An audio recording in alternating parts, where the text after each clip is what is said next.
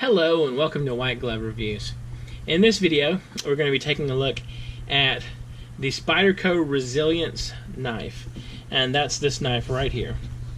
And this is a pretty good sized knife, and I don't know how I feel about the size of this particular knife. And the knife itself, closed, it's a bit over 5 inches, and open, it's about 9 3/8 inches. It's a good sized knife, and let me show you. I mean, like, it's a big knife. And this particular knife, it's one of the line of Spyderco knives that's made in China. And I know that a lot of times knives made in China and stuff made in China in general is not amazing quality, but this particular line of Spyderco knives, it contains like the resilience, the persistence, the tenacious. These are pretty good knives. It's got G10 scales, and as you can see, I think you can see it on the blade. As you can see it on the blade, it's got HCR13 MOV steel, or it's made from that steel, and it has 4 different positions for the clip. You can have it here, here, here, or here. It has a lanyard hole, and this particular knife is a liner lock, as you can see right here.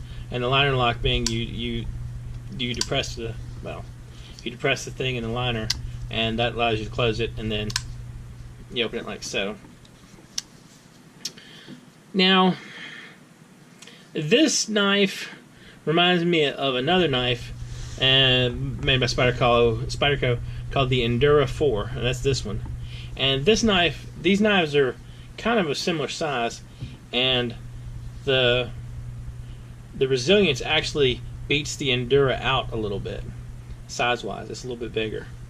And I gotta tell you, both these knives are a little bigger than I like for my pocket knives. And I think the problem is they don't fit my hand amazingly well. And I think this is one of those things that when you're looking at knives, you need to think about. And part of the thing is you need to sort of know what size knife works for you. Like for me, this size knife, and this is a Spyderco Tenacious. This size knife works really good for me. It feels comfortable. I can easily flick it open and close, no problems. And it feels better for me in my hand. And the resilience, it feels a little big.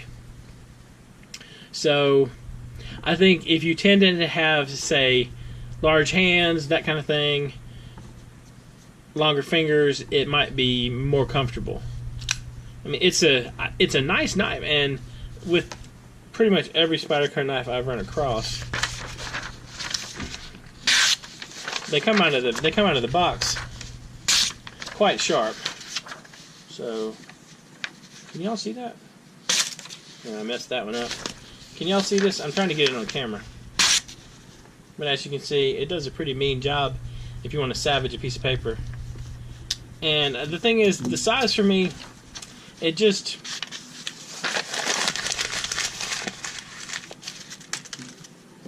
not it's not what I would call a perfect fit in my hand.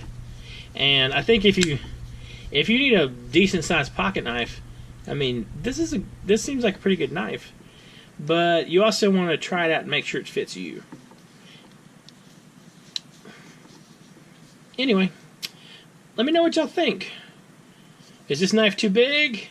Is it just one of those things where you got to find the right size knife to fit you? I don't know. Oh, also, I'll include a link in the description if you want to check this knife out. I think it runs like $40, $45, something like that. And if you're curious about the blade steel and the G10 scales, these scales, what they're made of, I'll include a link about each of those two, talking about different blade steels and the composite materials these are made of. This is, as I mentioned before, this knife is made in China. And Spyderco has their knives made in a bunch of different places. Like some are made in China, Japan, the U.S., I think maybe even some in Taiwan. I don't know. Not sure about the last one. But the thing is, I mean, it's a very well put together knife, And I don't think you would be disappointed with this knife if this knife happened to fit you. And the liner lock, I like the liner lock. It opens really easy. Even considering the size, it opens pretty good. So, I don't know. I think that if this knife is the kind of knife that you'd be comfortable with, it'd be a good knife, and it's reasonably affordable. Because, you know, I mean, like, you can run up to, I mean, Spyderco knives of this size, the ones made, like, in, say, in the U.S., like the Manix 2, those are easily over $100. So, anyway, let me know what y'all think. If there's a knife I should check out, let me know in the comments. And if you've enjoyed this video, please like and subscribe. Thank you, and I hope y'all have an excellent day.